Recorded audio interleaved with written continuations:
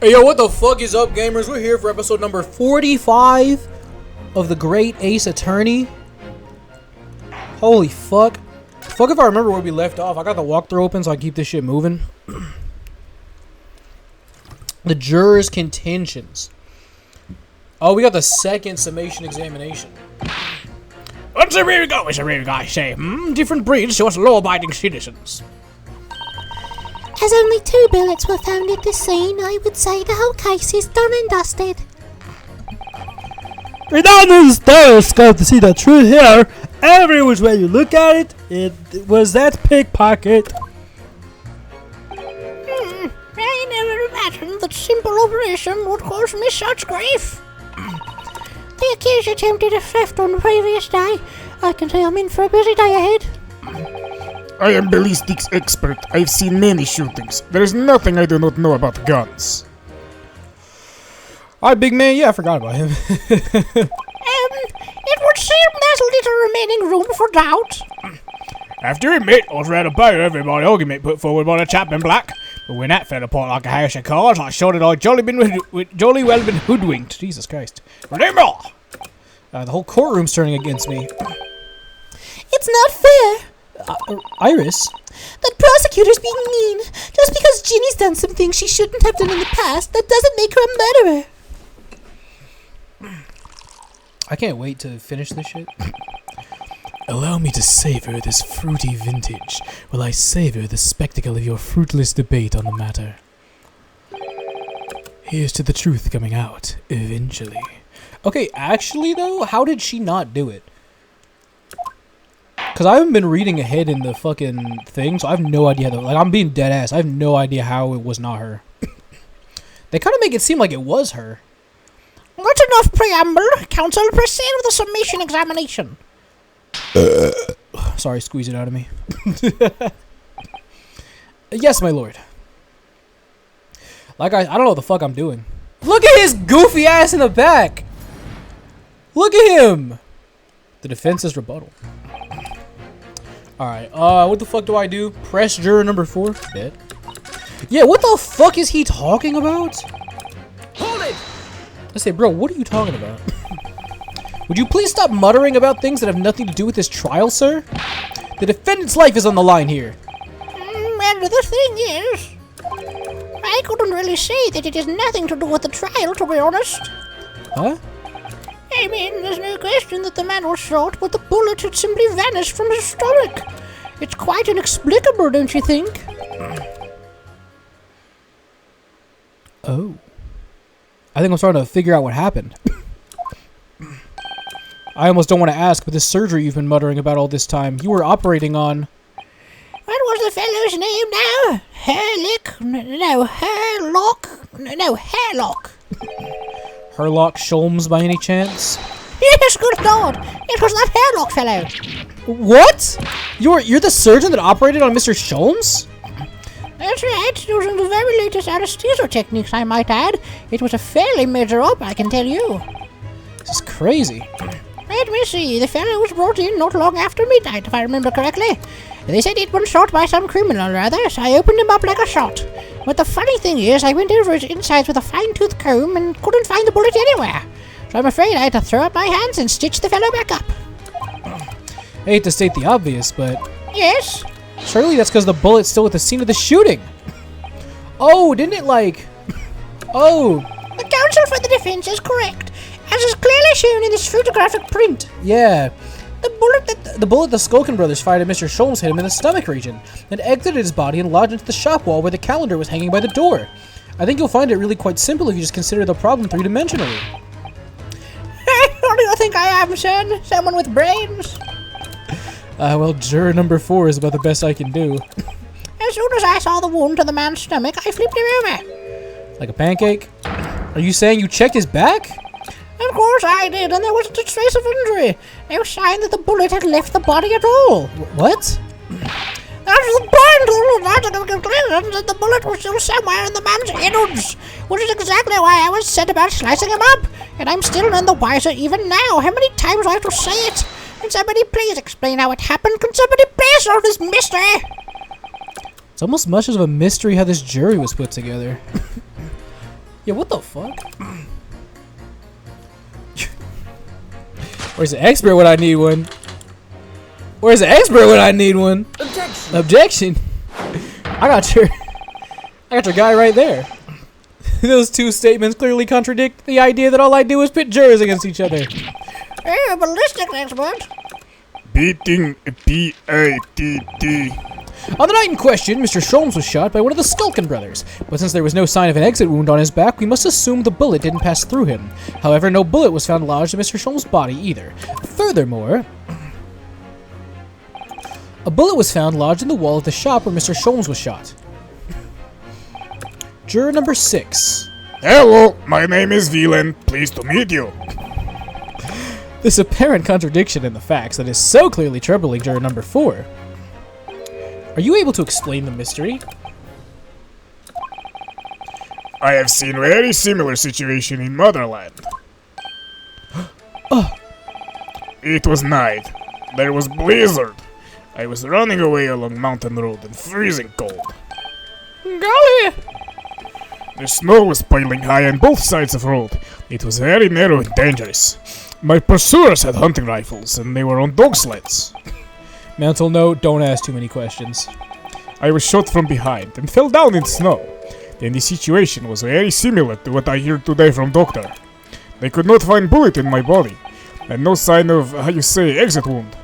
Then where did the bullet go? Bullet never hit me. Well, it never hit, so why did you fall down? Bullet hit wall of frozen ice very close to my side. What? One small piece, very sharp, broke away from lump of ice and pierced my body. It made deep wound that looked just like bullet wound. Good gracious. Of course, piece of ice quickly melted inside me, and that is solution to mystery of disappearing bullet. But that doesn't answer the question at all. The shooting happened inside a pawnbroker shop. Not some scenario mountain road in another country. Just an idea, but we might not be looking at exactly the same scenario here. You know, where exactly was Hurley shot again?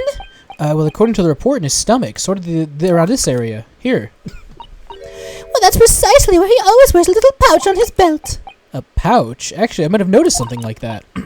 Yes, a pouch. It's where he keeps 3 glass vials of a very dangerous chemical he uses in his investigations. What? Really? Doctor, where is the pouch Mr. Sholmes was wearing? Well, the fellow had nothing like that on his person when I arrived at the hospital, as far as I remember. If I may? Lord Van Zeeks?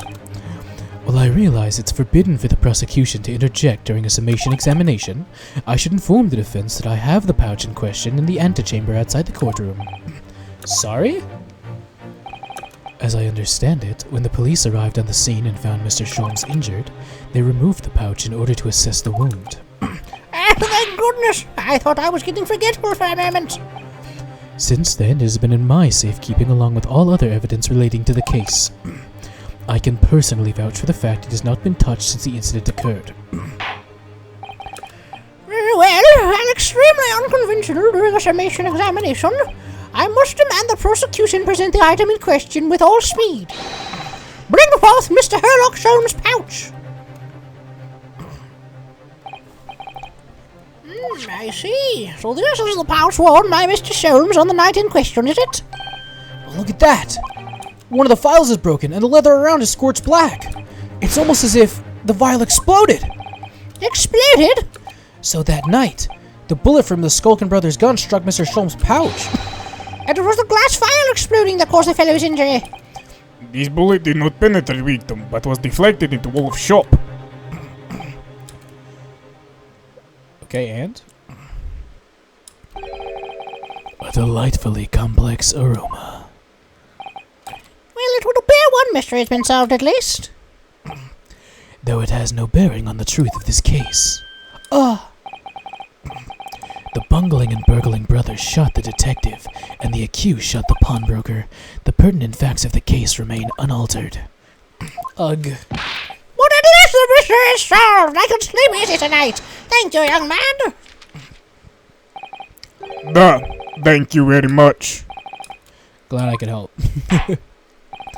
Due to its bearing on the conundrum just solved, the court will sequester the scruffy pouch as evidence. This pouch isn't scruffy. Alright, shut the fuck up. Now, the summation examination. It would appear the defense is somewhat struggling to alter opinion, Please, my lord, a little more time. After all, it's a new piece of evidence. It could be a valuable clue, and you can't afford to overlook anything here, Ryunosuke. There's still a way to turn this around somehow, I'm sure of it. Oh, we're still going here. So I need to... Hold on. I need to go into the court record. Examine the pouch. Jesus, I have so much fucking evidence. What am I doing? Ah! Ah! Ah! Ah! That's a bullet! It's really scorched badly just here. Oh, the strap is broken, look! This must be where the bullet hit then. Let me see.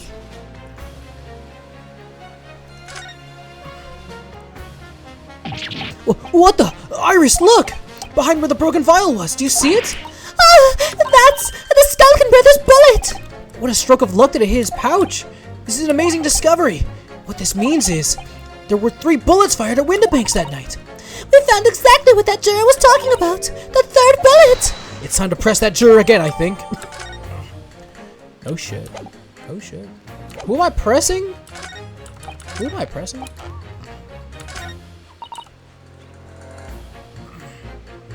You leave pressing jurors. So the number of bullets has you convinced? Only 2 bullets were fired, and the 2 guns that fired them have been examined by the police. When the parlor maid asks me how many are invited for dinner, I always tell her to count the table settings. Less logical, I suppose. Although, Yes. sometimes after dining, crockery does go missing. 1 or 2 guests rather like the fine china. Does your employer dine with thieves? So I suppose, if there was another bullet somewhere of which we were unaware, I'd have to reconsider my position. A 3rd bullet somewhere on the scene. Can that be possible? I can prove it with my new evidence. Kia! Allow me to show you then. The 3rd bullet! Present the 3rd bullet! Take that! The 3rd bullet! Here it is. We discovered it just now, the 3rd bullet. Yes, on the night in question in Windibank's Pawnbrokery, another bullet was fired, the 3rd one. Hold it. What is this new trickery, you Nepalese conjurer? Where did you find that bullet? It was lodged inside Mr. Sholmes' pouch. What? This pouch was removed from around Mr. Sholmes' waist before he was taken to the hospital. And since then, it's been touched by no one. Do you mean to say that the shot fired by the Skulkin Brothers that night? Yes, as your lordship has surmised, it hit this pouch. But that makes no sense whatsoever. We already know the whereabouts of the bullet fired at Mr. Sholmes. It's clearly visible in this photographic print. 2 guns from the scene have already been submitted into the court record as evidence. Yes, that of Mr. Windibank and that belonging to the Skulkin Brothers. An examination of both guns revealed that only a single bullet had been fired from each. But that must mean... That's right, we now know that on the night in question, 3 bullets were fired. However, only 2 bullets were fired from the guns recovered from the crime scene. And until that incontrovertible consistency is somehow explained, we cannot and must not pass judgment. Calm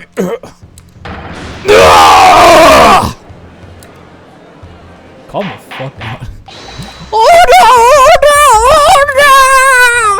While the summation examination remains incomplete, this court has been presented with no facts.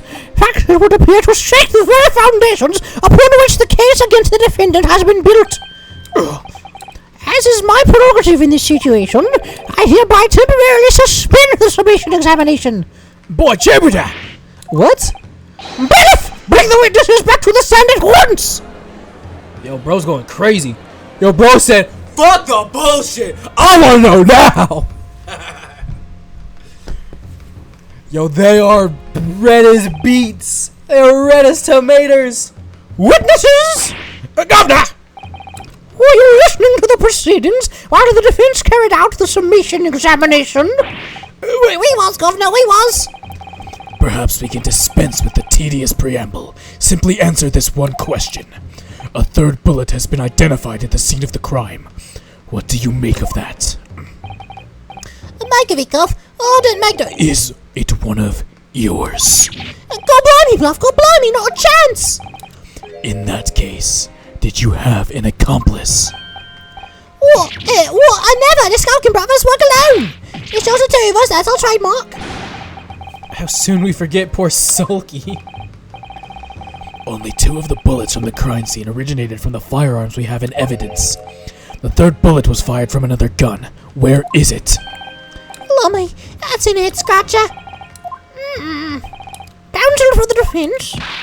Yes. I should like to hear your thoughts regarding these new developments. The 3rd bullet and the mysterious missing firearms from whence it came. Thinking back over all the testimony we've heard and all the evidence we've seen, I think I'm starting to form a picture of what really happened that night. My lord, I think it's clear what this 3rd bullet tells us about the Skulkin brothers. Choose any of these options, the actual answer does not matter.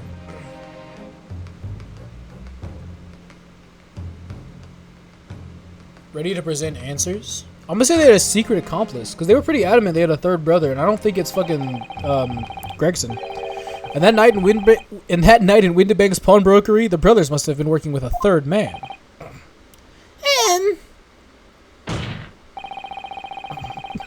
The witnesses are clearly doing their best to cover up the existence of this accomplice, but the evidence all points to the fact there was someone else present, someone carrying a gun. Is it though? Objection! Is it though? Is it though? Oh, okay, I was gonna say, I was like thinking about it, I'm like, okay, what's her face shot the calendar? Because let me look at the court record, I have an idea. I want to look at something. Hold on, where is it? Oh, it's in this, hold on. Because I was gonna say, if you notice, there's no blood in front of it, and the blood's kind of around it. I'd imagine the blood was already on there, and then it shot and burned, and then, you know what I mean? Like, you'd find blood there. Because that's kind of, like, weird that it splattered like that. And the blood is unknown. So I'm thinking she shot that, and then blood got splattered from Holmes, and then, the last guy shot Windibank. An accomplice, you say? Pigswill. Ugh.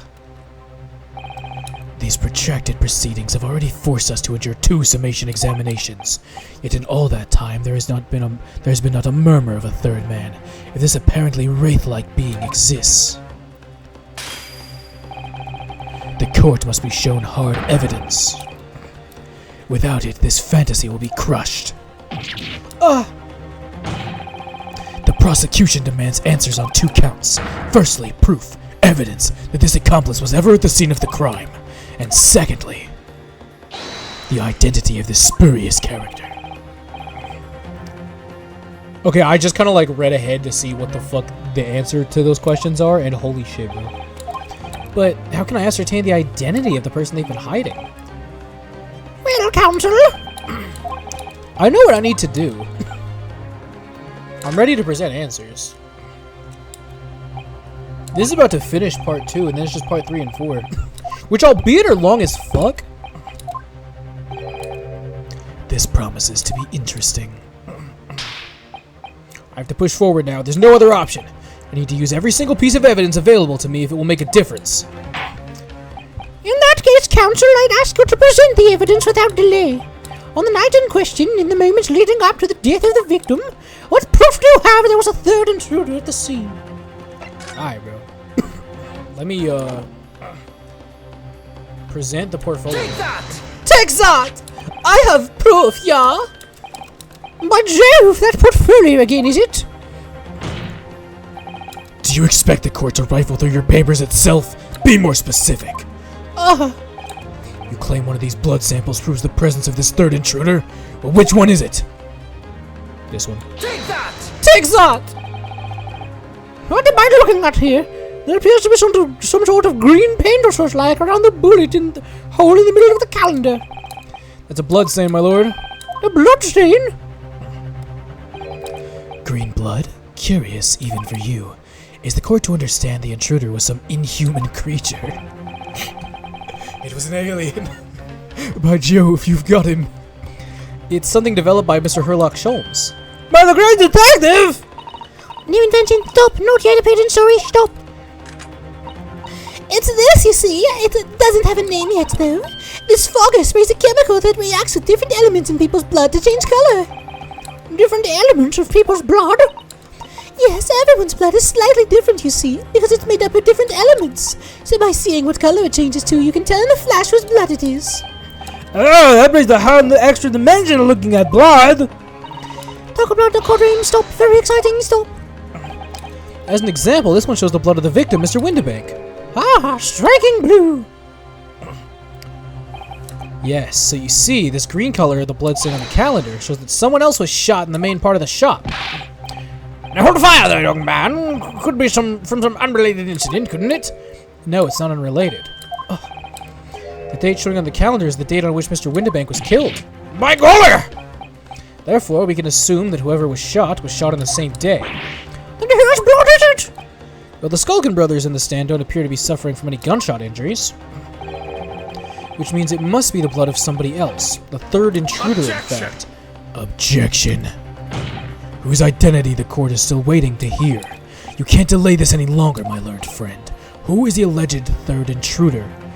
Yo, I'm looking at the fucking thing right now, bro. I wish I could put y'all on some suspense right now, but I have to do it. It's Eggert Benedict, bro. Take that! Eggert Benedict. The man's name is Eggert Benedict. Eggert Benedict? Who on earth are you talking about, Counsel? He paid a visit to Windibank's pawnbroker in the afternoon before the incident took place. When the accused attempted to deceive the pawnbroker into releasing this article into her possession. That's right. The man identified by the defense, Mr. Eggert Benedict, then attempted to take the article from the defendant by force. How interesting, bro. That's crazy. Blucher! Oh, yes, sir! I believe this filthy pocket thief has just redeemed an article from you now. Yes, Hmm. The article in question belongs to me. I demand for it to be returned at once. That is a lie! What are you trying to pull? Give me back my overcoat, you wastrel, and needless to say, poems. Any music box discs too.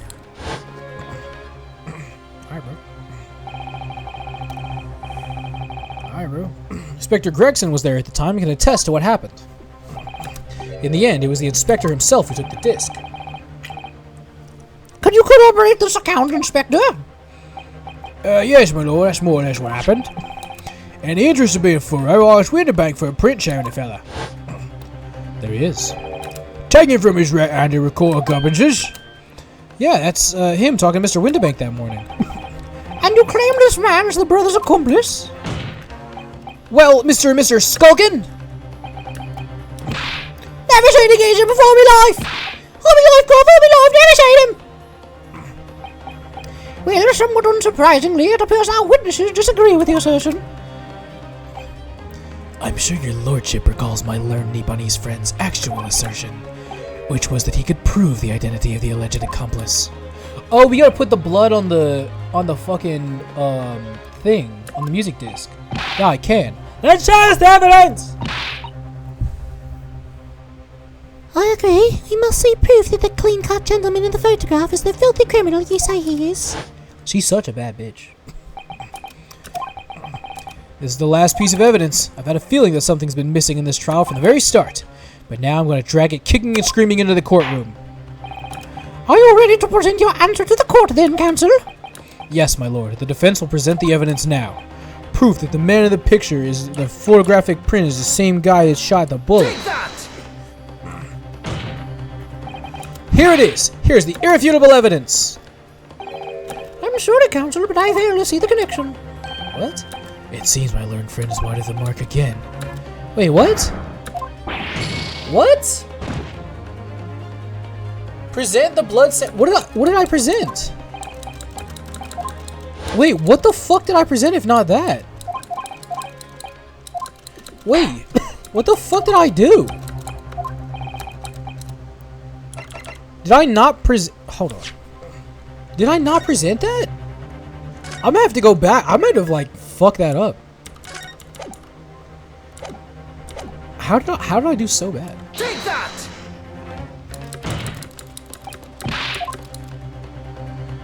Is the guide wrong?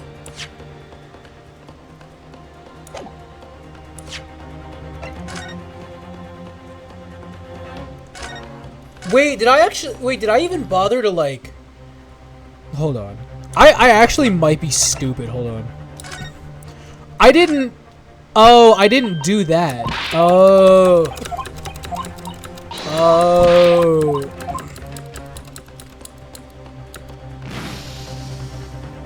There we go. Now it's gonna turn green.